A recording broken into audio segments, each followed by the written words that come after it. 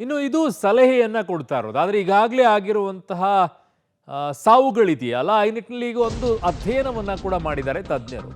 ಆ ಅಧ್ಯಯನ ಏನು? ಕೋವಿಡ್ ಸೋಂಕು ಕಾಣಿಸಿಕೊಂಡವರಿಗೆ ಒಂದು ಶಾಕ್ ಇದರಲ್ಲಿದೆ. ತಜ್ಞರ ವರದಿಯಲ್ಲಿ ಶಾಕಿಂಗ್ ವಿಚಾರ ಬಯಲಾಗಿದೆ. ಆಮೇಲೆ ಈ ಅಧ್ಯಯನವನ್ನ ಮಾಡಿದಾಗ ಕೆಲವೊಂದಿಷ್ಟು ಅಂಶಗಳನ್ನ ಇಟ್ಕೊಂಡು ಅಧ್ಯಯನ ಮಾಡಿದ್ದಾರೆ. ಕೊರೋನಾ ಬಂದು ಹೋದವರಲ್ಲಿ ಹೃದಯ ಸಮಸ್ಯೆ ಜಾಸ್ತಿ ಕಾಣಿಸಿಕೊಳ್ತಾ ಇದೆ. ಹೃದಯದ ಕಾರ್ಯಕ್ಷಮತೆಯ ಕಡಿಮೆ ಬಗ್ಗೆ ವರದಿಯಲ್ಲಿ ಉಲ್ಲೇಖವಾಗ್ತಾ ಇದೆ. ನಿದ್ರಾಹೀನತೆ, ಸುಸ್ತು, ಬೊಜ್ಜು ಸಮಸ್ಯೆ ಇದರಲ್ಲಿ ಉಲ್ಲೇಖವನ್ನ ಮಾಡಿದ್ದಾರೆ. ಅಧ್ಯಯನ ಮಾಡಿ ವರದಿಯನ್ನ ತನಿಖಾ ತಂಡ ಸಿದ್ಧಪಡಿಸಿದೆ. ಸರ್ಕಾರಕ್ಕೆ ಇವತ್ತು ವರದಿಯನ್ನ ತಜ್ಞರ ತಂಡ ಸಲ್ಲಿಸಲಿದೆ. ಸೊ ಅದರಲ್ಲಿ ಒಂದಿಷ್ಟು ಅಂಶಗಳು ಲಭ್ಯವಾಗಿದೆ. ಲಸಿಕೆ ತೆಗೆದುಕೊಂಡವರ 250 ಮಂದಿಯ ಮೇಲೆ ಅಧ್ಯಯನವನ್ನ ಮಾಡಿದ್ದಾರೆ. ಸರ್ಕಾರಕ್ಕೆ ಸಲ್ಲಿಕೆಯಾಗಲಿರುವಂಥ ವರದಿಯಲ್ಲಿ ಏನಿದೆ ಅನ್ನುವಂಥ ತಿಳಿದಿರುವಂಥ ಮಾಹಿತಿಯ ಪ್ರಕಾರ ನೋಡಿ, ಈ ಅಧ್ಯಯನ ಏನಿದೆಯಲ್ಲ, ಈ ಅಧ್ಯಯನ ಕೇವಲ ನಿಮಗೆ ಕೊರೋನಾ ಬಂದಂಥವರಿಗೆ ಅನ್ನುವಂಥದ್ದಲ್ಲ. ಡೀಟೇಲ್ ಹೇಳ್ತೀನಿ ನಿಮಗೆ. ಫಸ್ಟ್ ನೋಡ್ಬಿಡೋಣ. ಕೋವಿಡ್ ಬಂದು ಹೋದವರಲ್ಲಿ ಕೊಂಚ ಹೃದಯ ಸಮಸ್ಯೆ ಸ್ವಲ್ಪ ಹೆಚ್ಚು ಕಾಣಿಸಿಕೊಳ್ತಾ ಇದೆ. ಕೋವಿಡ್ ಬಂದು ಹೋದಂಥವರಲ್ಲಿ. ಹಾಗಂತ ಕೊರೋನಾ ಬಂದಿಲ್ಲ, ನಾನು ಆರಾಮಾಗಿದ್ದೀನಿ, ನನಗೇನು ಆಗಿಲ್ಲ ಅನ್ನೋರು ಇಲ್ಲ. ಕೊರೋನಾ ಬರದೇ ಇರುವಂಥವರಲ್ಲೂ ಕೂಡ ಅದೇ ರೀತಿಯಾದಂಥ ಸಮಸ್ಯೆಗಳು ಕಾಣಿಸಿಕೊಳ್ತಾ ಇದೆ. ಹೃದಯಾಘಾತಕ್ಕೆ ಕೋವಿಡ್ ಲಸಿಕೆ ಕಾರಣವಾಗಿಲ್ಲ. ನಾನು ಇದ್ರ ಬಗ್ಗೆ ಮಾಹಿತಿಯನ್ನು ಪಡ್ಕೊಂಡೆ. ಇದ್ರ ಬಗ್ಗೆ ತುಂಬ ಹೇಳ್ತಾ ಇದ್ರು. ತಿಳಿದಂಥವ್ರ ಬಳಿ ಮಾಹಿತಿಯನ್ನು ಪಡ್ಕೊಂಡಾಗ ಅವ್ರು ಹೇಳ್ತಾ ಇದ್ರು, 1.5 ಲಕ್ಷ ಜನ ಲಸಿಕೆಯನ್ನು ಹಾಕ್ಸ್ಕೊಂಡಿರೋರು ನಂಬರ್ಸಲ್ಲಿ, ಲಸಿಕೆ ಹಾಕ್ಸ್ಕೊಂಡಿರೋರಲ್ಲಿ 1.5 ಲಕ್ಷದಲ್ಲಿ ಒಬ್ಬರಿಗೆ ಕ್ಲಾಟ್ ಆಗ್ತಾ ಇದೆ, ಬ್ಲಡ್ ಕ್ಲಾಟ್ ಆಗ್ತಾ ಇದೆ, ರಕ್ತ ಗಟ್ಟಿ ಆಗ್ತಾ ಇದೆ. 1.5 ಲಕ್ಷ ಜನರಲ್ಲಿ ಒಬ್ಬರಿಗೆ ಮಾತ್ರ. ಹಾಗಾಗಿ ಇದಕ್ಕೆ ಹೇಗೆ ಆಗುತ್ತೆ ಅನ್ನುವಂಥ ಲೆಕ್ಕಾಚಾರ. ಕೋವಿಡ್ ಬಂದು ಹೋದ 3 ವರ್ಷದ ಬಳಿಕ ಹೃದಯ ಸಮಸ್ಯೆ ಕಾಣಿಸಿಕೊಳ್ತಾ ಇದೆ. ಹಾಗೆ ನೋಡಿದ್ರೆ ಅದ್ರ ಬಗ್ಗೆ ತುಂಬ ಹೇಳ್ತಾರೆ. ಒಂದು ಲಸಿಕೆ ಹಾಕ್ಸ್ಕೊಂಡಿರುವಂಥದ್ದು 1 ವರ್ಷದವರೆಗೂ ಕೂಡ ಮಾತ್ರ ಇರುತ್ತೆ, ಮತ್ತೆ ಮುಂದಿನ ವರ್ಷಕ್ಕೆ ಅದರ ಪ್ರಭಾವ ಇರೋಲ್ಲ ಅಂತಾರೆ. ಬಟ್ ಈ ಲಸಿಕೆ ಹೆಚ್ಚಿನ ರೀತಿಯಾದಂಥ ಪರಿಣಾಮವನ್ನು ಉಂಟು ಮಾಡಿದೆ ಅಂತ ಕೆಲವರ ಅಭಿಪ್ರಾಯ. ಬಟ್ ಅಧ್ಯಯನದ ಪ್ರಕಾರ ಅದು ಯಾವುದು ಇಲ್ಲ ಅಂತ ಹೇಳ್ತಾರೆ. ನಿದ್ರಾಹೀನತೆ, ಸುಸ್ತು, ಬೊಜ್ಜು ಇವೆಲ್ಲವೂ ಕೂಡ ಕೊರೋನಾ ಬಂದು ಹೋದಂಥವರಲ್ಲಿ ಬಹಳ ದೊಡ್ಡ ಮಟ್ಟದಲ್ಲಿ ಸಮಸ್ಯೆ ಆಗಿದೆ ಅಂತ ಹೇಳಿ, ಉಸಿರಾಟದ ಸಮಸ್ಯೆ ಕೂಡ ಕಾಣಿಸಿಕೊಳ್ತಾ ಇದೆ ಕೆಲವರಲ್ಲಿ ಅಂತ ಹೇಳಿ. ಸೊ ಹಲವು ರೀತಿಯಾದಂಥ ಸಮಸ್ಯೆಗಳು ಉಂಟು ಮಾಡಿದೆ ಕೊರೋನಾ ಅನ್ನೋದು. ಹೃದಯದ ಕಾರ್ಯಕ್ಷಮತೆ ಕಡಿಮೆಯಾಗಿರುವಂಥ ಬಗ್ಗೆ ಉಲ್ಲೇಖವಾಗಿದೆ. ಸೊ ಅದು ಒಂದಿಷ್ಟು ಸಮಸ್ಯೆ ಆಗಿದೆ ಅಂತಿದ್ದಾರೆ ಹೃದಯದಲ್ಲಿ. ಯಾಕೆ ಏನು ಅನ್ನೋದ್ರ ಬಗ್ಗೆ ಇನ್ನೂ ಡಿಟೇಲ್ ಆಗಿ ವೈದ್ಯರ ಸಲಹೆಯನ್ನು ಅದರ ಅಧ್ಯಯನವನ್ನು ಮಾಡಬೇಕಾಗಿದೆ. ಕಾರಣ ಅವರೆಲ್ಲ ಸಾವನ್ನಪ್ಪಿರುವಂಥವರ ಮರಣೋತ್ತರ ಪರೀಕ್ಷೆಯನ್ನು ಮಾಡಿ ಅದರ ಬಗ್ಗೆ ಅಧ್ಯಯನವನ್ನು ಮಾಡಬೇಕಾಗಿದೆ. ಈಗ ಜಸ್ಟ್ ಅವ್ರು ಮಾಡಿರುವಂಥದ್ದೇನು. ಬಟ್ ಅತಿ ಮುಖ್ಯವಾಗಿ ಇಲ್ಲಿದೆ ನೋಡಿ ಈ ಪಾಯಿಂಟು. ಕಡ್ಡಾಯ ಸಾರ್ವಜನಿಕ ಧೂಮಪಾನ ಬ್ಯಾನ್ ಮಾಡುವಂತೆ ಸಲಹೆ ಕೊಟ್ಟಿದ್ದಾರೆ ರಾಜ್ಯ ಸರ್ಕಾರಕ್ಕೆ ಮತ್ತು ಕೇಂದ್ರ ಸರ್ಕಾರ, ಎಸ್ಪೆಷಲಿ ಕೇಂದ್ರ ಸರ್ಕಾರ ಮೇಲೆ ರಾಜ್ಯ ಸರ್ಕಾರಕ್ಕೆ.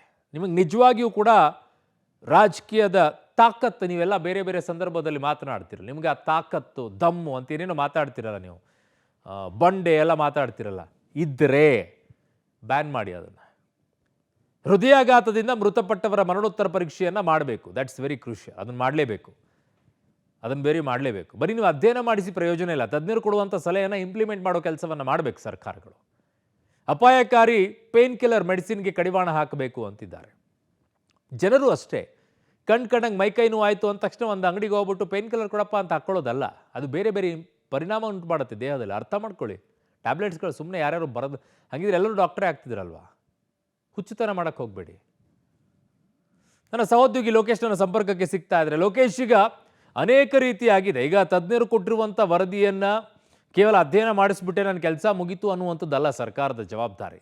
ತಜ್ಞರು ಕೊಟ್ಟಿರುವಂತಹ ಅಧ್ಯಯನದ ವರದಿಯಲ್ಲಿರುವಂಥ ಅಂಶಗಳನ್ನು 100ಕ್ಕೆ 100ರಷ್ಟು ಇಂಪ್ಲಿಮೆಂಟ್ ಮಾಡೋಕ್ಕಾಗದೇ ಇದ್ದರೂ ಕೂಡ ಅಟ್ಲೀಸ್ಟ್ 90-95% ನಾವು ಇಂಪ್ಲಿಮೆಂಟ್ ಮಾಡ್ತೀವಿ ಅನ್ನುವಂತಹ ಅವರೆಲ್ಲ ಮಾತಾಡ್ತಾರಲ್ಲ ರಾಜಕೀಯದ ಮಾತುಗಳು.